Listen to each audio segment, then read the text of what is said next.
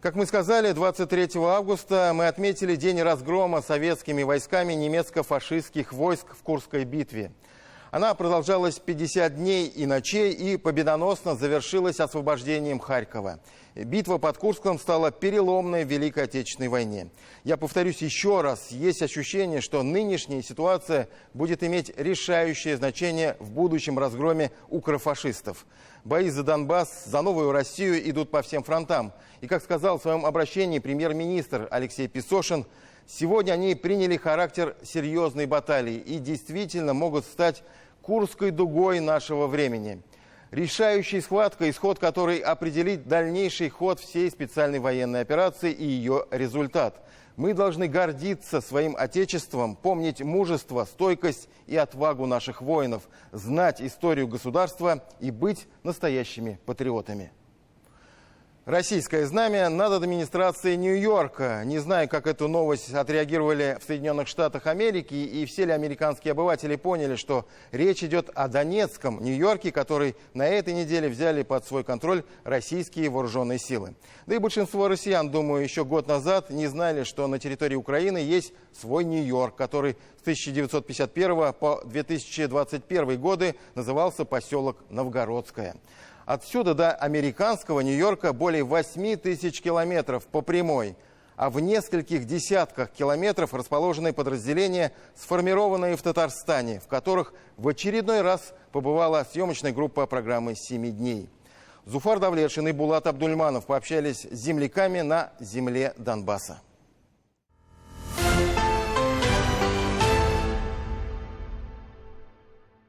Авдеевское направление, полк мобилизованных из Татарстана недавно переехали на новое место, и здесь, можно сказать, такой двухэтажный городок. Там внизу блиндажи, жилые помещения, еще кое-что. Ну и здесь, на верхнем этаже, если можно так сказать, полевая кухня, вернее, лесная кухня в данном случае. И сегодня на обед здесь борщ. Китай-городом прозвали эти постройки военнослужащие. Место, где можно отдохнуть, привести себя в порядок и подлечиться, вернувшись с линии боевого соприкосновения. Еще укрыться от того, что падает сверху, и не только осадки. И это одновременно и подготовка к зиме, вернее, к месяцам, которые считаются зимними. Здесь с апреля по октябрь можно считать летом, практически всегда сухо и жарко. Все остальное время – дождливый осенне-весенний период. Мне здесь климат очень нравится. Зимой тепло, то есть, если жена, то жене шубу можно не покупать, она тут без надобности. Экономия, да? Зимнюю резину можно не покупать. Снега, вот мы в прошлом году в Сватово, когда были, там сколько, за всю зиму раза 3-4 выпал снег. Минометчик из Набережных Челнов работал дома в рекламном бизнесе. Ждет очередного отпуска, чтобы родителям и близким дома помочь по огороду. За отвагу и мужество, проявленное при исполнении воинского долга, объявить благодарность Раиса Республики Татарстан. И все награды тоже будут ждать дома возвращения владельца, когда можно будет надеть их на парадный китель, а пока пусть родные гордятся. Я с собой последнее, что получил, да, это просто в кителе лежит. Ну и прошлый отпуск домой отвез, это за воинскую доблесть 2-й степени. У меня 2 племянника. Один в садик еще ходит, другой школьник тоже. Для пацанов скорее пример. Наверное, все-таки не ради медали здесь. Да нет, конечно. Я пошел в медицинскую роту не для того, чтобы получить медаль, а чтобы помочь пацанам, скорее всего. Что так. Это приоритетная задача для меня. Когда все закончится, приду и расскажу, как все было. А так, пусть не переживают. Самое главное для нас, для тех, кто здесь, это чтобы наши родные и близкие не переживали. Чтобы они верили в нас, если будет хорошо. Это самое главное. Потому что если переживают они, переживаем и мы. А этого нам не стоит. Медик с позывным «Суета» из Нижнекамска. Тоже среди награжденных, как и его коллега из Казани, служащий в другом полку мобилизованных, который сейчас расположен на Торецком направлении. Док из Казани работал на станции скорой помощи. Когда противник знает, что придут за погибшим бойцом, они нас выжидали не раз. Там отправляли камикадзе, чтобы выбить нас из строя. Война перед ней то, что научила, то, что надо принимать решения. Там уже первые секунды, например, когда мы работали на скорой, у нас как-то было время там посоветоваться старшим коллегам, созвонить там с больницами, там, куда как там, пациента вести. А тут нет такого, тут приходится принимать решения самому.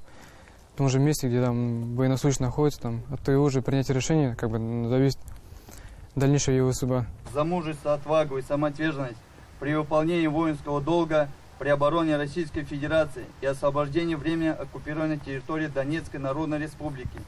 Наградить. За эвакуацию и спасение раненых получил медаль за отвагу санитар из поселка Балтаси. Сколько человек вытащил, спас, говорит, не считал. Не до этого. С 30 сентября 2022 здесь. Привыкли тут ко всему, к обстановке, да и друзей новых нашли, как говорится. Понимание как-то другие стали. Ценности жизни поменялись. Что вот больше стал ценить? Жизнь, родителей. К всему относиться по-другому начал. Посерьезней, так скажем. Сослуживец с позывным «Филин» еще в 16-летнем возрасте выбрал профессию военного. Служил в ВДВ, потом обучал добровольцев военному делу. Призывался из Удмуртии. Но это на самом деле единственная и самая настоящая мужская работа. Глядя на тех парней, которые выполняют поставленные государством боевые задачи, остается только гордиться ими. От любви к близким, к семье, к месту, где родился и вырос, к природе, до любви к родине. Так, считает он, должно строиться патриотическое воспитание. Говорить детям о том, что оружие – это не фактор подавления, а фактор защиты. И правильно преподносить всю тему. Тогда, может быть, как-то по-другому молодежь и реагировала на это. Без патриотического настроя здесь, мягко говоря, сложно. Только понимая смысл своих действий, стоит сюда идти. Немало тех, кто освобождал Россию от террористов на территории Кавказских республик. Мобилизованный из Пестричинского района, из таких, тоже понимает, что стал участником новейшей истории уже не только России. Один гегемон смещается, и то есть сейчас будет много. Не один гегемон будет решать, что творится в мире. То есть, в принципе, из-за этого война-то идет у нас. То есть сначала была ставка, как раздробить Россию. Не получилось, опять же, с учетом этих кавказских войн в 90-х годах. Но они попытки не оставляют. И сейчас вот попытка, опять же, с дружественным городским народом стравили. Поставили идеологию фашистскую во главе угла, и приходится воевать. Оба деда воевали в Великую Отечественную, гордиться ими. Пожалуй, у каждого здесь гордость за своих предков, которые на этой земле 80 лет назад уже уничтожали нацистов. К обстановке этой надо привыкать. То есть постоянно следить за небом, то есть постоянно держать себя в напряжении, так скажем. То есть следить за всем. Смотреть под ноги тоже ходишь, когда смотреть в небо, слушать небо. В свои 26 лет строитель, отделочник из Рыбной Слободы, теперь артиллерист. И награжден медалями за храбрость, за воинскую доблесть от Министерства обороны. Теперь вот получил государственную награду и с малой родины. Мне буквально сегодня только сказали, то, что вот будет награждение. Ладно, заслужил, не заслужил. Пусть. Быстрее, чтобы это все закончилось, чтобы это дальше не продолжалось, так скажем. То есть другим не узнать, что это такое. Будет что внукам, детям рассказать. Да чтобы правду знали. Нацизм, чтобы дальше не развивался. Ну, же непросто тут. Надо заканчивать, быстренько побеждать и живыми, здоровыми, чтобы все домой вернулись. Хочется, конечно, встретить Новый год дома. Но, как говорится, время покажет. Пока же и братьев меньших берегут и делятся теплом. Банда, хватит драться, вас снимает. Зуфар Давлетшин, Булат Абдульманов, Александр Ситнов. 7 дней из зоны проведения специальной военной операции.